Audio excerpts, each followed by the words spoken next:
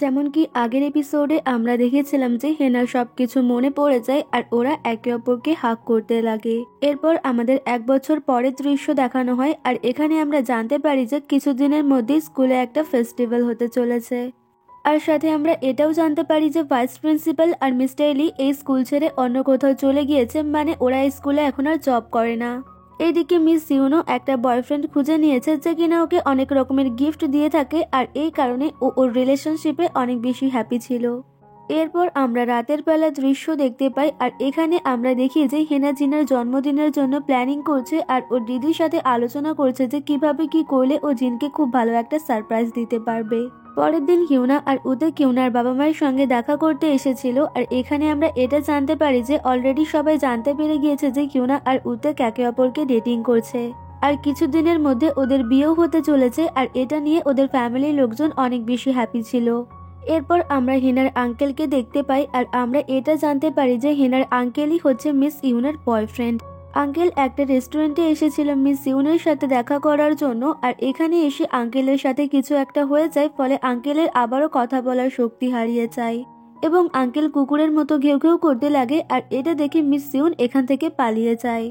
পরের দৃশ্যে আমরা দেখি হেনা জিনকে নিয়ে একটা ডগ শেল্টারে এসেছে কিছু কুকুর দেখার জন্য আর এখানে আমরা এটা দেখতে পাই যে জিন কুকুরের ভয় থেকে ওভারকাম হতে পেরেছে, মানে জিন এখন আর আগের মতো কুকুর দেখে ভয় পায় না এবং ও কুকুরদের সাথে ফ্রেন্ডশিপ করারও চেষ্টা করে। এরপর আমরা স্কুলের দৃশ্য দেখতে পাই আর এখানে একটা মেয়ে জিনের কাছে আসে আর জিনকে কনফেস করার চেষ্টা করে, কিন্তু জিন এইসব কিছু টের পেয়ে মেয়েটাকে সোজা মানা করে দেয় আর বলে আমার গার্লফ্রেন্ড আছে, কিন্তু মেয়েটা তারপরেও ওকে লাইন মারতে লাগে, মানে ওকে প্রপোজ করার চেষ্টা করতে লাগে। ফলে জিন অনেক বিরক্ত হয়ে এখান থেকে বেরিয়ে যেতে লাগে আর তখন স্কুলের বাকি টিচাররা জিনকে বলতে লাগে যে ওই মেয়েটা অনেক রিচ ফ্যামিলি থেকে বিলং করে আর তুমি যদি মেয়েটাকে ডেট করো তাহলে তুমিও রিচ হয়ে যাবে, তাছাড়া তোমাদের দুজনকে বেশ মানাবেও।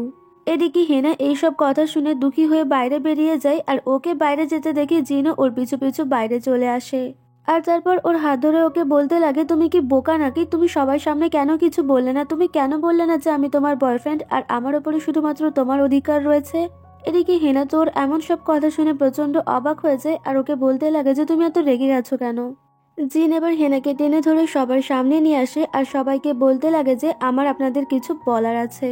আর জিনের এমন কথা শুনে বাকি টিচাররা ওদেরকে বলতে লাগে যে তার মানে তোমরা ফাইনালি স্বীকার করতে এসেছো যে তোমরা একে অপরকে ডেটিং করছো।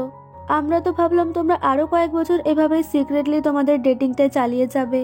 হেনা তো ওদের এমন কথা শুনে প্রচন্ড অবাক হয় আর ওদেরকে জিজ্ঞাসা করতে লাগে যে তার মানে তোমরা কি অনেক আগে থেকেই আমাদের বিষয়টা জানতে। জিয়া উত্তর দেয় হ্যাঁ, আমরা অনেক আগে থেকেই তোমাদের রিলেশনশিপের ব্যাপারে জানতাম আর এই কারণেই তো আমরা এই ড্রামাটা করলাম যাতে তোমরা তোমাদের রিলেশনশিপটা সবার সামনে স্বীকার করে নাও। এরপর আমরা এদের দুজনকে দেখতে পাই আর সাথে আমরা এটাও দেখতে পাই যে মিনজেক ইউনিভার্সিটিতে যাওয়ার জন্য অনেক বেশি স্টাডি করছে আর চৈল ওর জন্য খাবার কিনে নিয়ে এসেছে আর এখানে আমরা এটা বুঝতে পারি যে চৈল আর মিনজে একে অপরের খুব ভালো ফ্রেন্ড হয়ে গেছে। এরপর আমরা হেনাকে দেখতে পাই ও ঠিক করেছিল যে ও ওর আর জিনের লাভ স্টোরিটা ওদের স্টুডেন্টদের মাধ্যমে একটা নাটকের দ্বারা প্লে করাবে আর এটাই হবে জিনের জন্মদিনের গিফট। এরপর জিনের জন্মদিন চলে আসে আর আজকে চৈল ওর জন্য অনেক খাবার বাইরে থেকে অর্ডার করেছিল আর জিন যখন এইসব কিছু দেখতে পাই তখনও চৈলকে বলতে লাগে যে আমাদের সেই ছোট্ট চৈল কত বড় হয়ে গেছে আর সবার খেয়ালও রাখতে শুরু করে দিয়েছে। এদিকে আজ রাতেই ছিল স্কুলের সেই ফেস্টিভ্যালের দিন আর আজকে স্কুলের সবাই যে যার মতো সেজে গুজে এসেছে। এরপর আমরা এদের দুজনকে দেখতে পাই আর এখানে জিন ভাবছিল হেনা হয়তো ওর জন্মদিনের কথা ভুলে গেছে আর এই কারণেই ও হেনাকে বলতে লাগে যে তোমার কি মনে নেই যে আজকে কি। হেনা উত্তর দেয় যে কেন আজকে কি, আজ তো ফেস্টিভ্যাল। আর তখন জিন ওকে বলতে লাগে যে হ্যাঁ তাই তো, আজ তো ফেস্টিভ্যালই। হেনা এবার ওকে বলতে লাগে তোমার সাথে আবারও পরে দেখা হচ্ছে আর এটা বলে ও এখান থেকে চলে যায় আর ঠিক তখনই মিনজে এখানে আসে আর জিনকে জিজ্ঞাসা করে যে তোমাকে এত স্যাড মনে হচ্ছে কেন। জিন উত্তর দেয় কই আমি তো স্যাড নই। আর তখন মিনজে ওকে বলে এত দুঃখ পেও না, সবকিছু ঠিক হয়ে যাবে আর এসব বলে ও এখান থেকে চলে যায়। পরের দৃশ্যে আমরা ভাইস প্রিন্সিপালকে দেখতে পাই আর ভাইস প্রিন্সিপাল নিজের চেহারা লুকিয়ে এই ফেস্টিভ্যালে এসেছিল কিছু কেনার জন্য। অ্যাকচুয়ালি মিনজিয়া কিছু খেলনা ডিসকাউন্টে বিক্রি করছিল আর এই খেলনাগুলো কেনার জন্যই ভাইস প্রিন্সিপাল এখানে এসেছে। আর ভাইস প্রিন্সিপালের এমন মুখ ঢাকার পরেও মিনজিয়া ওকে খুব ভালো করে চিনতে পেয়ে যায় আর ভাইস প্রিন্সিপালকে বলতে লাগে যে আপনি আমার সামনে নাটক করা বন্ধ করুন আর আমি আপনাকে অলরেডি চিনতে পেরে গিয়েছি। ভাইস প্রিন্সিপাল তো এবার মিনজিয়ার হাত থেকে খেলনাটা নিয়েই এখান থেকে পালিয়ে যেতে লাগে আর তারপর মিনজিয়াও ওনার পিছু পিছু দৌড়াতে লাগে। এরপর আমরা দেখি জিন হেনার আঙ্কেলের পাশে বসে রয়েছে। অ্যাকচুয়ালি আঙ্কেল যেহেতু এখন আর ঠিকঠাক করে কথা বলতে পারছে না আর এই কারণেই হেনা জিনকে বলে গিয়েছে যে ওর আঙ্কেলের খেয়াল রাখার জন্য। ইতিমধ্যেই আঙ্কেল ভাইস প্রিন্সিপালকে পালাতে দেখতে পায় আর ভাইস প্রিন্সিপালকে পালাতে দেখে আঙ্কেল ভাইস প্রিন্সিপালের পিছু পিছু দৌড়াতে লাগে আর আঙ্কেলকে দৌড়াতে দেখে জিনও আঙ্কেলের পিছু পিছু দৌড়াতে লাগে, অর্থাৎ ভাইস প্রিন্সিপালের পেছনে এবার মিনজিয়া, আঙ্কেল আর জিন সবাই দৌড়াতে লাগে। আঙ্কেল এবার ভাইস প্রিন্সিপালকে ধরে ফেলার পর ভাইস প্রিন্সিপালকে বলতে লাগেন যে আপনি আমার ভয়েস ফিরিয়ে দিন, কিন্তু ভাইস প্রিন্সিপাল আঙ্কেলের ভয়েস ফেরাতে সক্ষম হয় না আর এই কারণে আঙ্কেল অনেক বেশি রেগে যায়। এদিকে স্কুলের সেই নাটকও শুরু হয়ে যায় যেটা কিনা হেনা জিনের জন্য প্ল্যানিং করেছিল, কিন্তু ও জিনকে কল করার সত্ত্বেও জিন এদিকে আসতে পারে না কারণ ও তো ওইদিকে ব্যস্ত ছিল আর এই কারণে হেনা খানিকটা দুঃখ পায়। এরপর আমরা দেখি জিন হেনার আঙ্কেলকে ওনার বাড়িতে পৌঁছে দিতে এসেছে আর ঠিক তখনই জিনের ফোনে একটা নোটিফিকেশন আসে যেখানে কিনা জিন হেনাকে সেই ভিডিওটা পাঠিয়েছিল। আর আজকের শোর ভিডিওটা দেখে জিন অনেক বেশি ইমোশনাল হয়ে যায় কারণ ওদের আগের সব মেমোরির কথা মনে পড়ে যায়। ইতিমধ্যে হেনা ওর বাড়িতে চলে আসে আর জিন এতক্ষণ ওর জন্যই অপেক্ষা করছিল। জিন ওকে দেখা মাত্রই ওর কাছে চলে যায় আর ওকে বলতে লাগে যে আজকের জন্য আই এম রিয়েলি সরি। আর শোটা আমি সামনাসামনি যদিও দেখতে পাইনি কিন্তু তবুও এটাই আমার লাইফের সব থেকে বেস্ট গিফট ছিল।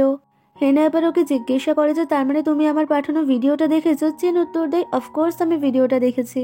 হেনা এবার ওকে জিজ্ঞাসা করে কোন পার্টটা তোমার সব থেকে বেশি ভালো লেগেছে আর জিন তখন ওকে কাছে টেনে নেয় আর ওকে কিস করে ওকে বলতে লাগে যে এই পার্টটা আমার সব থেকে বেশি ভালো লেগেছে। এরপর আমরা দেখি হেনার আঙ্কেল আবারও ওনার কথা বলার শক্তি ফিরে পেয়েছে। পরের দৃশ্যে আমরা দেখি মিনজিয়া ভাইস প্রিন্সিপালের কাছ থেকে মিস্টার লিয়ের অ্যাড্রেস নিয়ে ওর সাথে দেখা করতে এসেছে আর এখানে এসে ও লিকে বলছে যে আমার এবারের এক্সাম অনেক বেশি ভালো হয়েছে আর তখন লিওকে বলে যে তুমি শুধুমাত্র এটা বলার জন্য এখানে এসেছো। মিনজিয়া উত্তর দেয় অ্যাকচুয়ালি আমি আমার লাইফে অনেক বেশি ভালো আছি আর আমি সবকিছু থেকে মুভ অন করে গিয়েছি, সো আমার মনে হয় তোমারও সবকিছু থেকে মুভ অন করে একটা ভালো লাইফ কাটানো উচিত। যাই হোক চলো আমরা বাইরে থেকে একটু ঘুরে আসি আর তারপর আমরা দেখি ওরা দুজনে সমুদ্রের কিনারায় এসে দুটো ফানুস ওড়াচ্ছে এবং একে অপরের সাথে কোয়ালিটি টাইম স্পেন্ড করছে। এরপর আমরা এদেরকে দেখতে পাই আর এখানে আমরা দেখি যে জিন একটা কুকুর কিনেছে যাকে কিনা ও বেশিরভাগ টাইম নিজের কাছেই রাখে এবং ও আর হেনা মিলে মাঝে মাঝে কুকুরটাকে নিয়ে ঘুরতে বেরোয় আর এভাবেই ওদের লাইফও খুব সুন্দরভাবে কেটে যাচ্ছে আর এখানেই আমাদের এই ড্রামাটার হ্যাপি এন্ডিং হয়ে যায়। তো তোমাদের এই ড্রামাটা কেমন লাগলো সেটা কমেন্টে জানাতে একদমই ভুলো না। আর এই ড্রামাতে কোন ক্যারেক্টারটা তোমাদের সব থেকে বেশি ভালো লেগেছে সেটাও কমেন্টে জানিয়ে দিও আর পরবর্তী কোন ড্রামা দেখতে চাও সেটাও জানাতে ভুলো না। And thanks for watching and bye bye.